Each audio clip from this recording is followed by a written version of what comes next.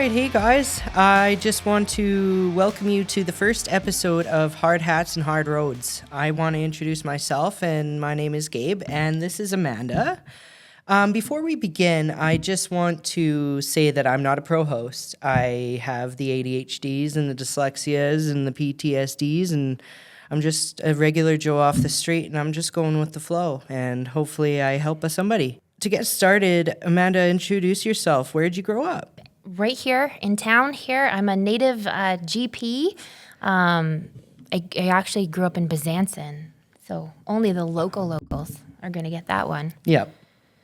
But yeah, my name's Amanda, and so this is my hometown, and I'm very excited to do all these cool podcasts with you. Oh, I'm stoked. Tell us about the story about how we met. Yeah, that is a crazy story. It's really We didn't even meet when we met. We met through my mom, because you're a spoon maker. Yeah. And so my mom needed spoons, and so she got them from you, and then you were just on the lookout for a psych. Yeah, I was just like, hey, you know lots of people. Do you know a psychologist? And she's like, my daughter. And that's how it happened. I know, that was random. It was really random. So the big reason why we want to get started in doing this podcast is because we're really hoping it relates to somebody and possibly save someone's life. We're also wanting, like, if we could choose, we would save lives, decrease suicide, substance abuse, domestic abuse rates, and men's mental health just doesn't get talked about. Some of the topics we're going to touch base on is mental health and first responding, the oil field, construction, and the Indigenous communities. It's a community-focused podcast, so it's going to be providing local resources for people close to home, whether it's locally, provincially, or federally. Question for Amanda. What the heck is mental health? Yeah, that's a really good question. What is the definition of mental health? And it means different things to different people.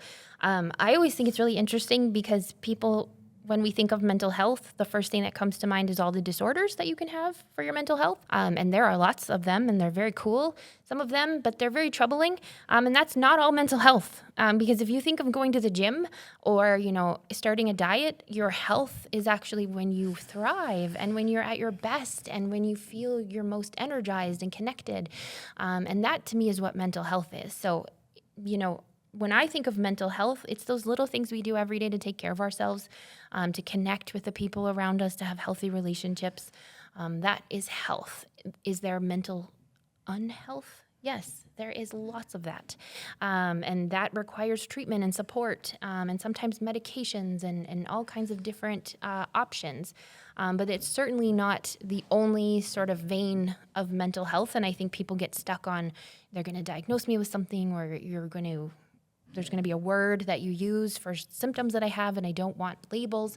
When really, I think we need to think of mental health just as like a lifelong process of trying to be healthy in our relationships and in our connections with other people. So that's how I view mental health. That's what I'll be bringing to the table for you. Thank you. I like that. I appreciate your definition. It's very unique.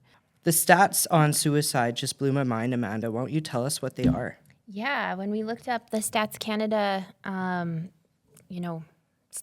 I guess, there was about 12 suicides a day, which is outrageous. 200 attempts a day, so even more. And then from each one of those, about 7 to 10 people for each patient or person who's suffering is impacted by those actions. This is something your neighbor has dealt with, or someone you know for sure is dealing with that. So yeah, it's super important to reach anybody who's feeling that way or headed down that path. But even if you're long ways from that, I mean, I think everyone deserves to have a really awesome life. Fine is not the standard. Awesome can be a standard too. Yep.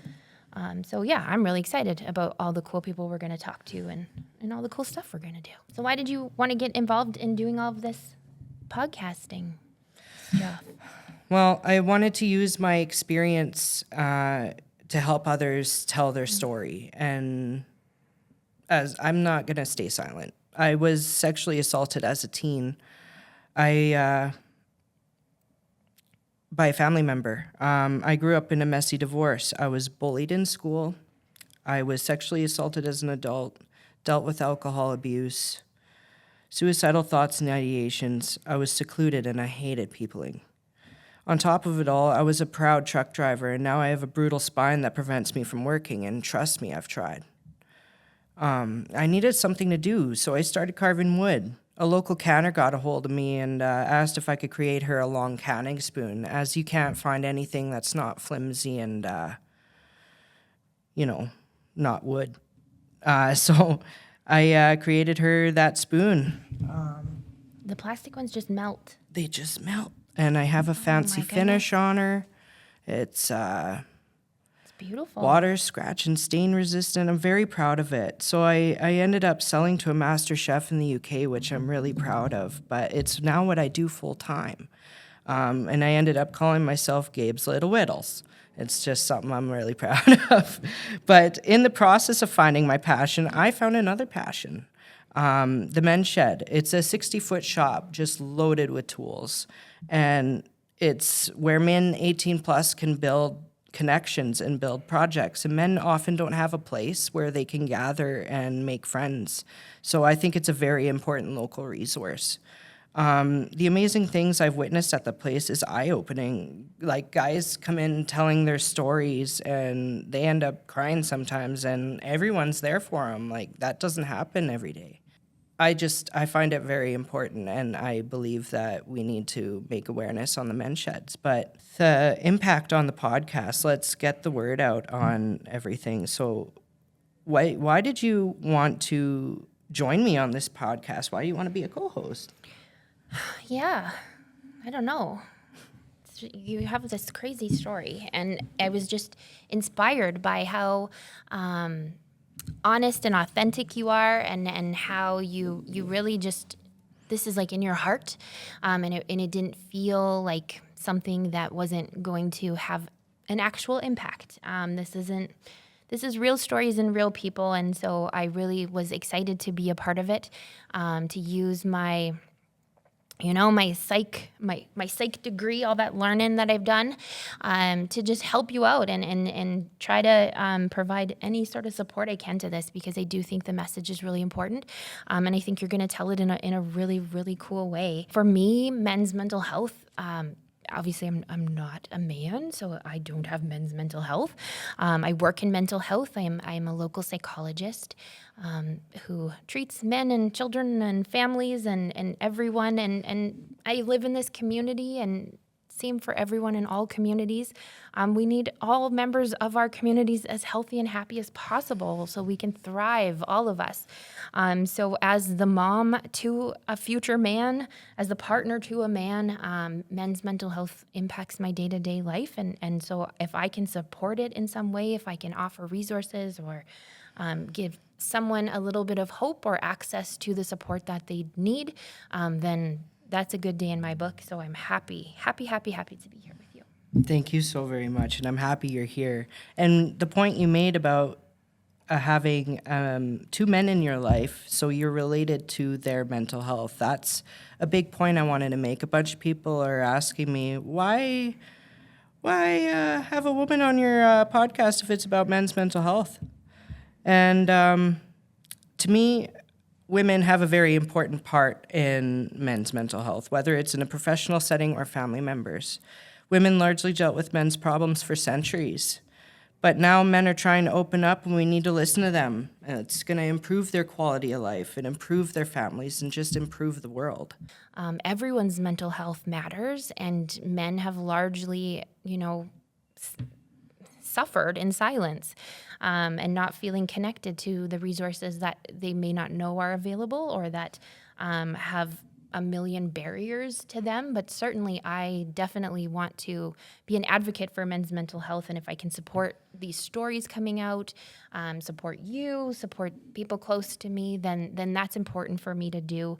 So I'm really happy to be here, but obviously to take a side seat, because I'm excited to learn too.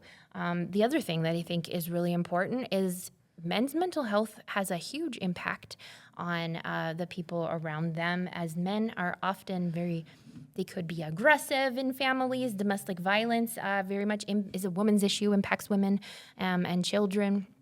And I just really don't want to go into the forest and choose the bear. I would really love to feel relief when I see a man coming in the forest.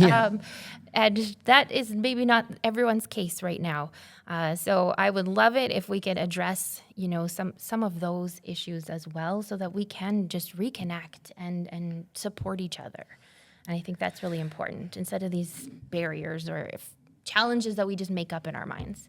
I agree. And barriers, what are some of the barriers men have trying to get help? Oh my goodness. I mean, I think when we talk to some of these people, that's what I'm really, really interested to hear, their lived experience of their barriers.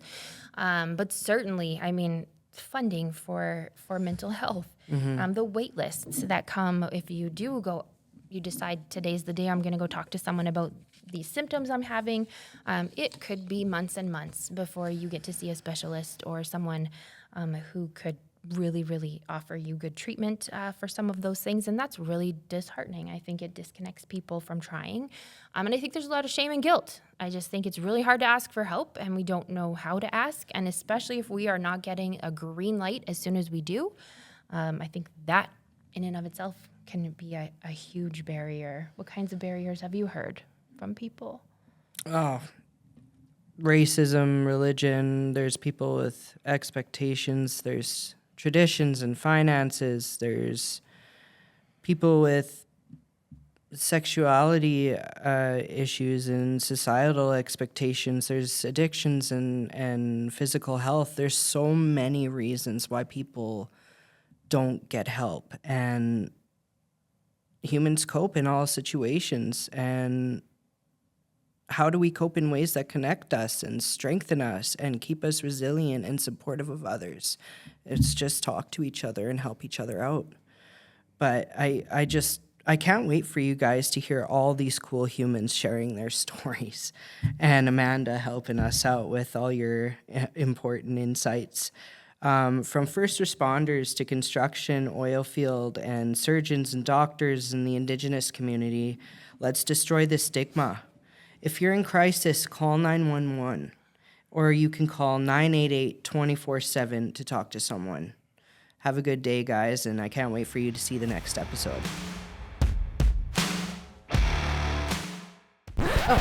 Oh, hello. Well, that's awkward, hey? That's an awkward cut. Yeah. It's horrible. Well, since we're here, might as well say hi. So this is Gabe. You just seen me. We're here from the future, technically.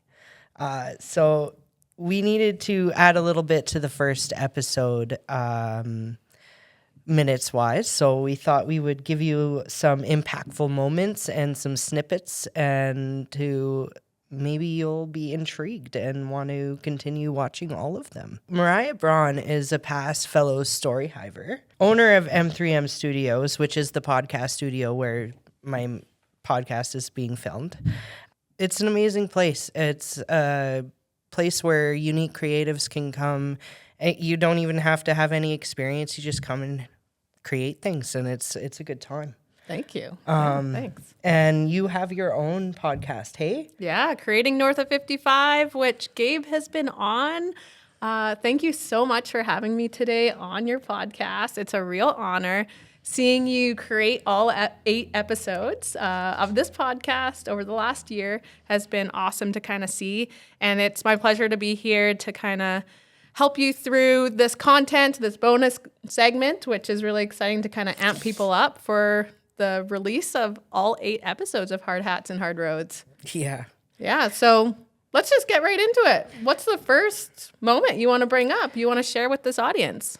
Well, I guess the first one I want to talk about is the amazing Phil Fontaine. That's our second episode that's coming out, so you guys are going to want to stick around for that for sure. That one was a good one, hey? Yeah. Yeah, that was a big, high-profile interview for you. Which moment do you want to bring up? So he talks a lot about his time in the residential schools himself, and not just his story, but he mentions that it relates to a lot of other stories. And what is Phil's background? He's the former National Chief of Assembly of First Nations, which is technically the former Chief of Canada. I think he had 3 terms, but he's also a family of mine, so I'm very proud of that as well. All right. So one of the moments I think was the fact that he talked a little bit about persuasion and how that was used in order to take children from their homes, which, that's such a hard personal experience to hear, but it was great for him to kind of share that experience to spread awareness and knowledge. So should we just take a look at this clip? 100%. Yeah, take a look. How did you first hear about the residential schools, and how was your family introduced to them? Like, I was wondering if, like, did anyone come to your door, or do you mind telling us a little bit about that day? I don't recall anyone being forced to go to the residential school. It was always by persuasion. And our mom and dad had been to the res school. All my older siblings had been to the res school. And we had relatives that had been to the residential school. And so many people that were associated with our family had been to the residential school. So it was taken for granted that that's where you went for your education. And when you were there, you stayed there. You didn't come home. And that was the most difficult part of the residential school experience for me, was being separated from my family, being away from home. Well, And that's being away from home, yeah, I'm not talking about like a great distance separating our home from the school. yeah, We were quite close to the residential school in terms of distance. but it was like a million miles away because we weren't Couldn't allowed see to 'em. go home. We had to stay in the school. Yeah, could you imagine just being so close to home but so far away that you wouldn't have even been able to like go see your parents, even though they might have been like kilometers away? And that was exactly Phil's story. He was just right basically down the street from his family, and he was only able to see him every so often, and it was really, really tough. And Yeah, he had some siblings he mentioned that he went to residential school with. That's right. Which would have helped some, but yeah, being stripped away from your home like that, that's really tough and a really difficult situation to kind of go through. What's the next moment you want to bring up with Phil? He made a good point to say courageous thing. Well, it's pretty courageous what he's talking about, that he's talking about his story so openly, and that's basically what he's been known for. He gets the word out. He's gotten the word out on residential schools, and that's his biggest impact, in my opinion. He decided to mention a little bit about young Indigenous leaders and what they can do to help their community. So here's the clip for that. What advice would you give young Indigenous leaders looking to advocate for their communities? I'm not old enough to give that kind of advice to young leaders, actually. But the best approach our leaders can take is to listen very carefully to what their people are saying. And our people have much to say about their lives and their communities. And if we don't listen to our people, it's a wasted opportunity to make a difference. And so the only advice I would give young leaders today is to be very careful, well, not careful, but to be vigilant about listening. Listening really carefully and closely. And trying to understand the message that is being conveyed to you by your people. That's right. Yeah, I love how his advice was something that we can all do. Just simply listen, right? The thing is for youth, he's saying, go ahead and listen to your people, listen to what they have to say, listen to their stories and understand them. I think that's huge advice for the youth who are watching your podcast right now. And I think it's a very important part of Phil's interview that he had for sure, is like that future part. Okay, we've looked back into the past, what's happened in the past, but kind of going forward, what can we do? And I love that. Just simply listen. Yeah, like what can we do as Canadians to be better, how to educate ourselves, how to just dig down into Canada's history and learn about what has happened, and it could change you a little bit for the good. Yeah, we should get on to our next guest. Yeah, who's next? Let's take a look. Let's take a look. So I want to talk about Tracy. Oh, Tracy with Tough Enough to Talk About It. They came for a podcast episode. What they have to say?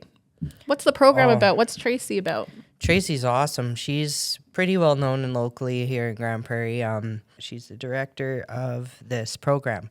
And it's been running for quite a few years, since the late 90s, I believe.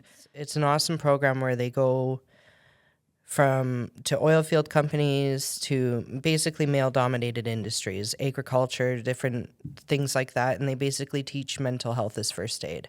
But the cool thing is, and I'll show you a clip right away, when she goes and talks to these guys, she talks to them in a way where they relate, and she might throw in a little swear too, but they listen, and they're kind of upset when it's time for her to go. They kind of want her to stick around. So what else did Tracy have to say? I really like that she talked about the difference between psychological and physical harm. We'll show you a clip about that as well. I think it's very powerful because everyone talks about physical injuries.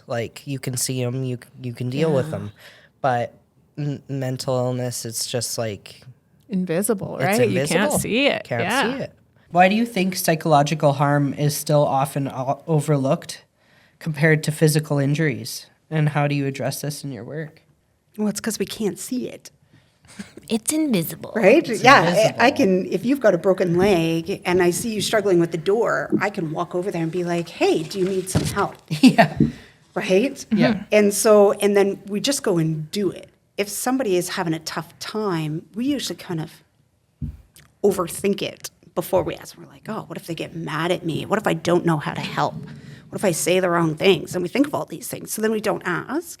And then we're like, oh, I don't have the training to do it. Only other people can do it. Yeah. I don't know Gabe that well, so I'm not going to ask Gabe. Maybe Amanda, she's going to be at work the next day. Can you check in? Or she'll notice eventually. And we kind of put it off because, let's be honest, who likes to be uncomfortable, right? Yeah. I don't like it, so I'm going to avoid being uncomfortable.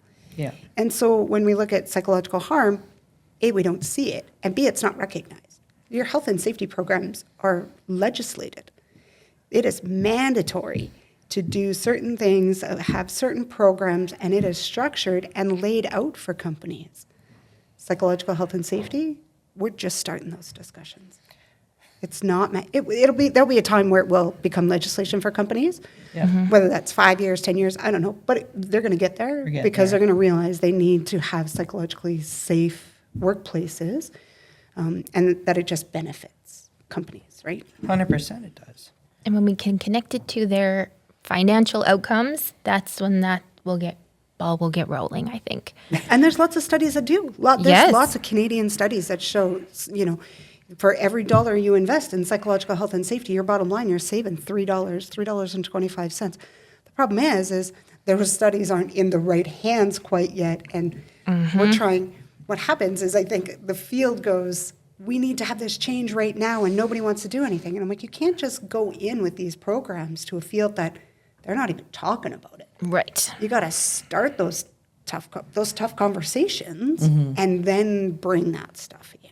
What I love about your podcast, Gabe, is that You not only bring male guests to talk about their experience, you also bring in the female perspective because they're part of it too, right? They're part of the mental health of men because they have a lot of impact on men a lot of the time.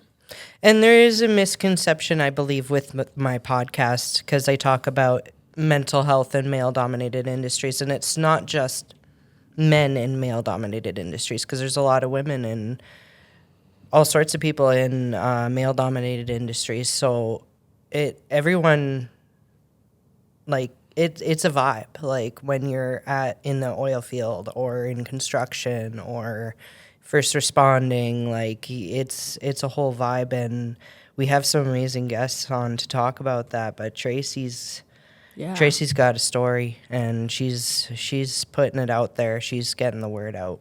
Even Tracy, for her to go into this male-dominated environment and talk about mental health, like that takes guts. And it's really important. And I love that they respond well to her. Oh, yeah. I think it's very powerful for sure. So, what advice would you like to give individuals who might feel hesitant to speak up about their mental health struggles? Be brave. It takes bravery and courage to speak up. Oh, it makes me teary-eyed because it does. Those are the brave people. And I'm not saying there's no bravery in working through something by yourself. There's incredible bravery in that.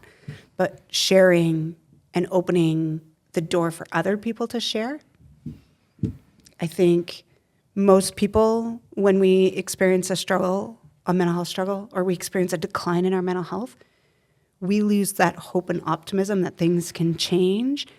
And we think it's always going to be like this, and that we're alone, and that nobody understands, nobody's been through it.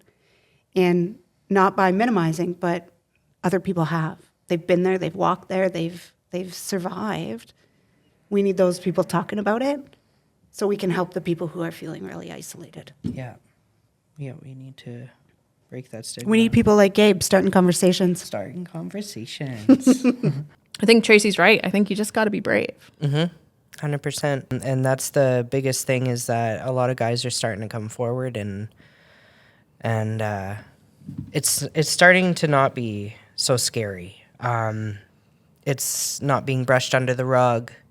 It's changing home life. If you deal with what's going on, it really changes you. But the coming forward part, that's the brave part. So should we really talk about that on the podcast? Let's talk about Glenn and Sue. Oh, yeah. The first responders episode. Yeah. Fun. That was a powerful one. Well, they're all pretty powerful. That was one of the first ones we shot, hey? Yeah. Yeah. Yeah, that was actually, I think that was the first one we shot. Yeah, it was, even before episode 1. Yeah, even Kind before of pulling back the episode curtain here. Yeah. When they first came on, I think the thing that really got me was when Sue was talking about her time in the RCMP. And she was mentioning that it's kind of like a internal slogan. Just keep doing what you're doing. Oh, no. We And don't like that. No. yeah, it's not healthy. So she talks about her struggles and what she did to cope with that, and her achievements, her amazing program that has come out of it. I was in the RCMP for 13 years. I spent the good chunk of it in British Columbia, and then came to Alberta in 2016 and served up in high level, and then took over detachment commander over in Château there. And unfortunately, it got to the point where, a lot of the calls were getting to me, and I reached out several times and kept getting the same tagline. I swear they should put it at the bottom of their business cards of just keep doing what you're doing. Be like, I'm literally in crisis right now. Like I what I'm doing isn't working. That's why I'm asking for help. Right. And yeah, so I just continued to fall through the cracks. I was able to get some help on my own time, on my own dime, and which got me back on the road. And then it seems like every time I stepped up to to do something new to help keep me on the road.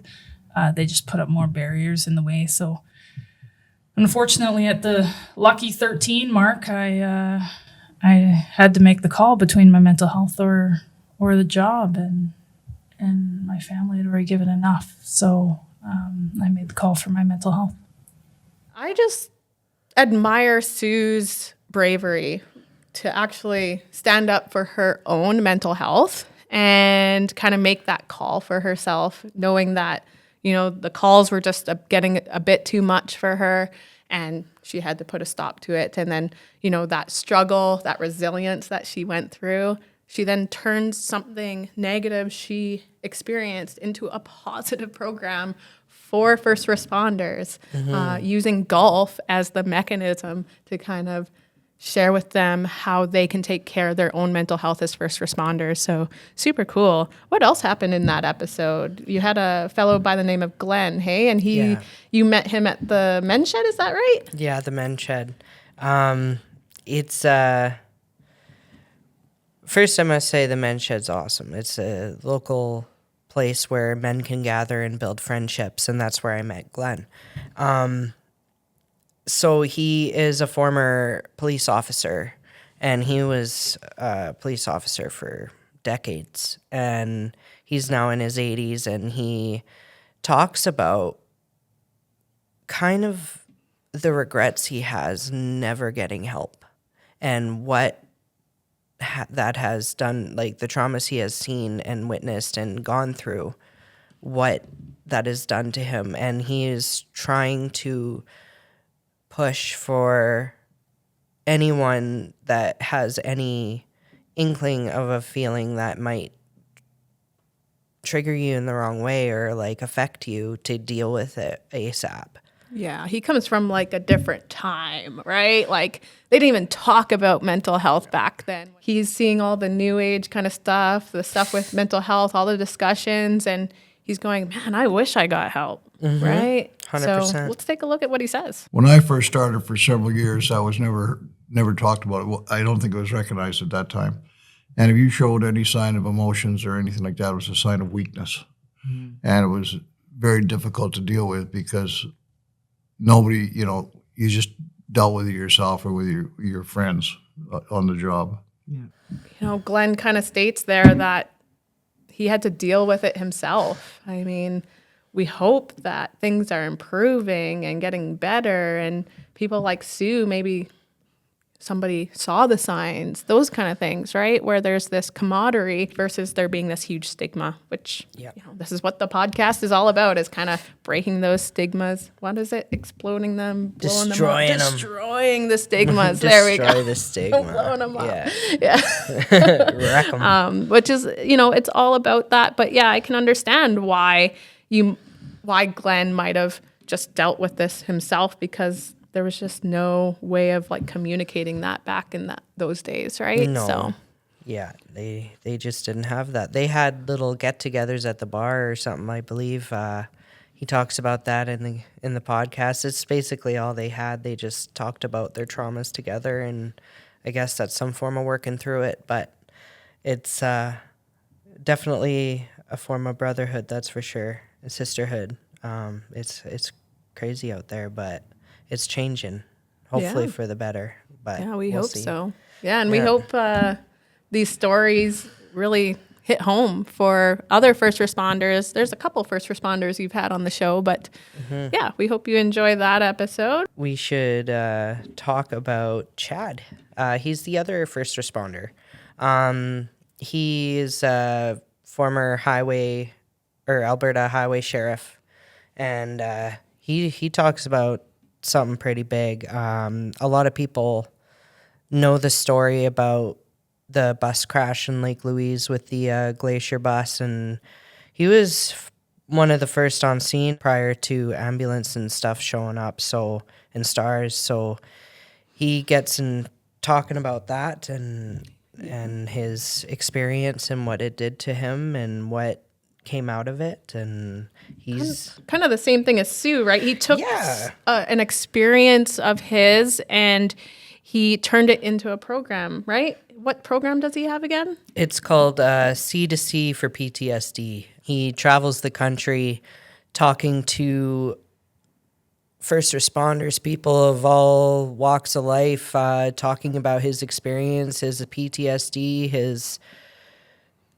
dark thoughts, and what people can do to work through those. And he's just there for the world. It feels like he's on a mission, and he's getting the word out for sure.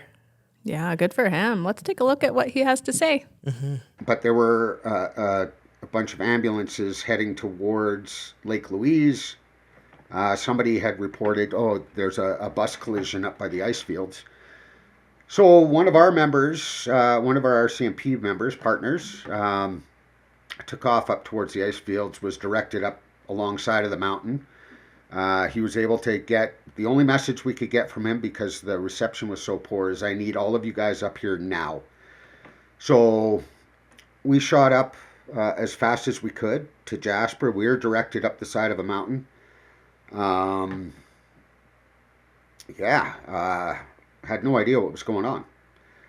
We get down the road, and I don't know if you've ever taken one of those damn buses. I've never, and I never will even think about it. But these buses, these huge buses on big bouncy tires, go down a 33% grade, which is like looking at a wall. So we got down, saw the bus rolled over on its side, talked to a search and rescue person that became the incident commander. He briefed us, said, when you go to the other side of the bus, it's carnage. I need a triage list done. I'm like, holy f-. So I'm looking at a friend of mine who's an RCMP member. I'm like, dude, what the f- is a triage list? Like, that sounds like something off TV. I have no idea. So I asked the guy, like, what do you want done? Well, I just need notes on, green, red, or black, who is in the best shape, who's in the worst shape, and black obviously is deceased. So we knew there were 3 fatalities. Going around to that side of the bus, when I saw the carnage, I broke down and started bawling. It's tough to put into words. I started bawling and realized that in this moment in time, until we can get fire and EMS up here, I was able to get an off-duty paramedic and an off-duty registered nurse down, like just volunteered. I got them down to the site. But it's that realization that these people at this moment in time need somebody to be strong. I'll be the first to tell you, and I learned years ago, that the uniform I wear does not make me a superhero. I am a human being under that. Yeah, so that was a big deal that he had to endure. Yeah, I can't imagine being the first one on scene. That is tough stuff, hey? Yeah, he says he's not a superhero just because he wears a uniform, but I'm sure the people at that terrible tragedy definitely saw him as one. Well, you guys, thanks very much for watching this little sneaky preves. I really hope it makes a difference. Like I said, if this season helps one person, if one person relates to a video or someone shares it to someone who thinks it would benefit them, if it saves their life, mission accomplished. We're not in this for the likes and the shares and all that stuff. We're just wanting to help people. So we're going to leave it off with this and hope you continue watching. I just want to thank you for being on this episode, Mariah. I really appreciate you being here. I just wanted to thank you as well, because this was an amazing experience to be part of. I loved having you in our podcast studio here at M3M Studios. And it's just been incredible to see you go from, not ever speaking into a podcast mic to interviewing Phil Fontaine. I just got to say that is like a huge gap for somebody to jump across. in a year's time. So bravo. And I think your subject matter is incredible. And I just can't wait to see these episodes out there in action for you, making a difference for people. Thank you very much. I really appreciate those words. I hope you guys enjoy, and we'll talk soon. See you on the other side. Watch that content.